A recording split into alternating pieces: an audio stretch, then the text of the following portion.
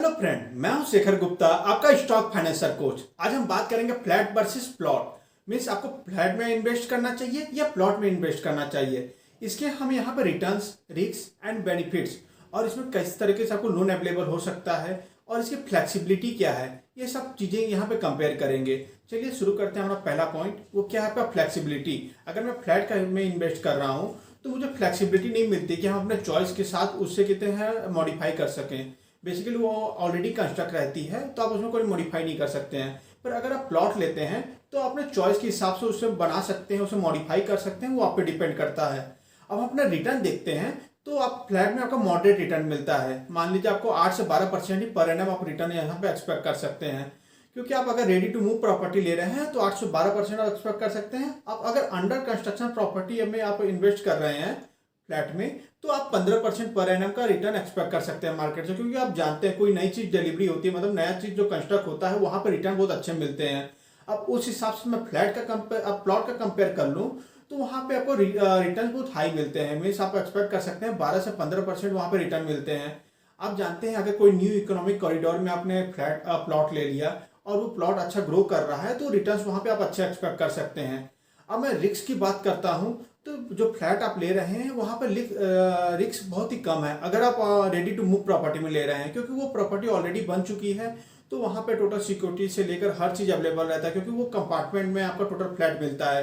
अब अगर आप अंडर कंस्ट्रक्शन प्रॉपर्टी में ले रहे हैं तो वहां पे अगर मान लीजिए आपका समय पे आपका जो कंस्ट्रक्ट हो रहा है प्रॉपर्टी वो टाइमली पे आपको डिलीवर नहीं मिलता है। मीन्स आपने होम लोन लेकर रखा हुआ है पर वो प्लॉट आपको कितने टाइम पे नहीं मिल रहा है तो उसका आपको रेंटल भी पे करना पड़ रहा है, पर जो आपने लोन लेकर रखा है उस पर इंटरेस्ट भी पे करना पड़ रहा है। क्योंकि आपको जो मान लीजिए बिल्डर ने बोला कि आपका साल भर में आपको मिल जाएगा पर वो कितने 1 डेढ़ साल लग जा रहा है तो वो जो आपने होम लोन लेकर रखा है वो 1.5 साल आपको पे करना पड़ रहा है। तो उस हिसाब से आपको दिक्कत हो सकती है। अगर मैं इसी को प्लॉट में देखूं तो प्लॉट में कितने आपका रिस्क बहुत हाई है। क्योंकि उसमें रिस्क आ जाता है, टाइटल रिस्क आ जाता है, अप्रूवल रिस्क आ जाता है, इंक्रोचमेंट आ जाती है। सबसे बड़ा रिस्क होता है आपका टाइटल रिस्क। यहाँ पे बेसिकली ये नहीं पता रहता कि आपका टाइटल किसका है, मीन्स वो अवेलेबल नहीं रहता, उसमें क्लियर नहीं हो पाता है। दूसरा क्या है, अप्रूवल रिस्क। मान लीजिए कितने किसी ने कितने आपको एग्रीकल्चर लैंड का प्लॉट काट के आपको सेंड कर दिया, बोला कितने ये आपका कंस्ट्रक्शन के लिए प्लॉट है, तो वहां पे दिक्कत आ जाती है। तीसरा इसमें क्या है आपका इंक्रोचमेंट।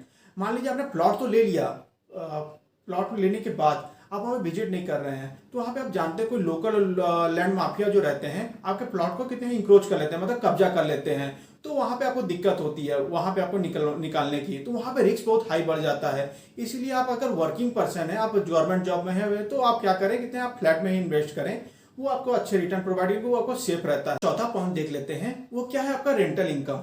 अगर मैं फ्लैट की बात करूं तो आपको इमीडिएटली रेंटल इनकम चाहिए तो आप उसे रेंट पे दे सकते हैं और आपको रेंट मिलेगा। पर अगर मैं प्लॉट की बात करूं तो उस प्लॉट पे पहले आपको कंस्ट्रक्शन करना पड़ेगा, फिर उसके बाद आपको वो रेंट पे देना पड़ेगा, फिर आपको वो रेंट मिलेगा। पर ये आपका बिल्ट अप कंस्ट्रक्शन हो गया, मीन्स आप कंस्ट्रक्शन करने के बाद काम कर रहे हैं तो उसमें प्लॉट पर कंस्ट्रक्शन दोनों बात हो गई। अगर मैं यहाँ पर टैक्स बेनिफिट जानूं तो फ्लैट में आपको बेटा टैक्स बेनिफिट पूरा मिलेगा। मगर मान लीजिए आप सेक्शन 80C के तहत आप प्रिंसिपल रीपेमेंट पर टैक्स बेनिफिट पाना चाहते हैं तो आपको 1.5 लाख तक का टैक्स बेनिफिट मिल सकता है। अगर आप इंटरेस्ट रीपेमेंट पे पाना चाहते हैं तो सेक्शन 24 के तहत आप कहते हैं 2 लाख रुपए का लॉस फ्रॉम प्रॉपर्टी आप क्लेम कर सकते हैं।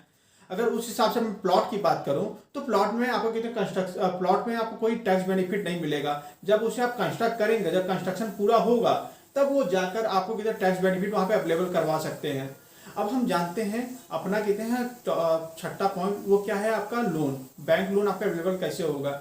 जब आप कहते हैं फ्लैट की बात करते हैं तो आपको इजीली बैंक लोन आपका अवेलेबल हो जाता है और जो आपको इंटरेस्ट रेट उसमें पे करना रहता है वो बहुत कम रहता है। यहाँ पे होम लोन जो आपको मिलता है बहुत कम इंटरेस्ट रेट में मिलेगा और जो आपको लोअर अपफ्रंट फीस, मतलब जो आपको शुरू में जो अमाउंट देना पड़ता है वो बहुत कम लगता है।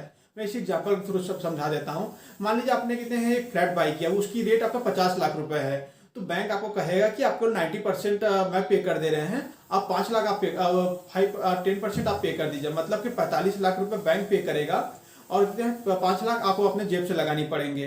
पर अगर मैं इससे प्लॉट के बारे में बात करूं तो उसमें आपको टोटल कहते हैं टोटल ऐसा हो सकता है कि उसमें आपका जो रेट ऑफ इंटरेस्ट है वो बहुत हाई रहेगा और आपको इजीली लोन अवेलेबल नहीं होगा उस केसेस में। और जो आपको जो अपफ्रंट फीस है वो बहुत हाई लेना पड़ेगा। तो इसमें बेसिकली आपको एग्जाम्पल जो समझा देता हूँ।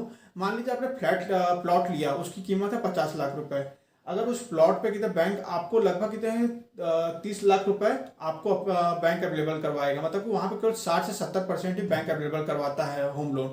तो आपको 30 लाख रुपए मिला, पर ये जो 20 लाख रुपए है वो आपको अपने जेब से लगाने पड़ेंगे। और इसका जो अपफ्रंट फीस है जो कि मैंने बताया कितने हैं 20 लाख रुपए, वो आपको 30 लाख रुपए अपने से देना पड़ेगा। तो वो आपको दिक्कत पड़ जाती है। और यहाँ पे कितने आपका इंटरेस्ट रेट जो हाई चार्ज किया जाता है वो बहुत हाई चार्ज किया जाता है। तो इस हिसाब से प्लॉट में ये दिक्कत हो जाती है।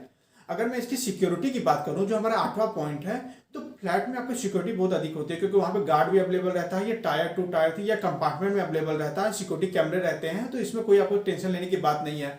अगर मैं वही चीज़ के प्लॉट के बारे में बात करूं, उस प्लॉट में आपको ये दिक्कत आ जाती है कि वो कितने बेसिकली कितने हैं ओपन प्रॉपर्टी है। ओपन प्रॉपर्टी के होने की वजह से वहाँ पे इंक्रोचमेंट का दिक्कत आ जाता है, मतलब लैंड माफिया या कहते हैं लोकल का दिक्कत आ जाता है, वो वहाँ पे अधिग्रहण कर सकते हैं। तो अगर आप वर्किंग पर्सन हैं, आप रिटर्न्स मॉडरेट चाहते हैं और रिस्क बहुत कम चाहते हैं, मतलब रिटर्न्स आप मॉडरेट चाहते हैं और रिस्क बहुत कम चाहते हैं, मतलब रिस्क उसमें ना रहे, तो आप कहते हैं फ्लैट में कर सकते हैं। अगर आप रिटर्न्स अच्छा चाहते हैं और रिस्क भी लेना चाहते हैं तो आप बेसिकली प्लॉट ले सकते हैं। ये डिपेंड करता है आप पे, आपकी इनकम लेवल पे, आपकी लाइफ स्टाइल पे, आप किस तरीके का फ्लैट लेना चाहते हैं, क्या प्लॉट लेना चाहते हैं। चलिए मिलते हैं नेक्स्ट वीडियो के लिए, तब के लिए इतना ही। धन्यवाद।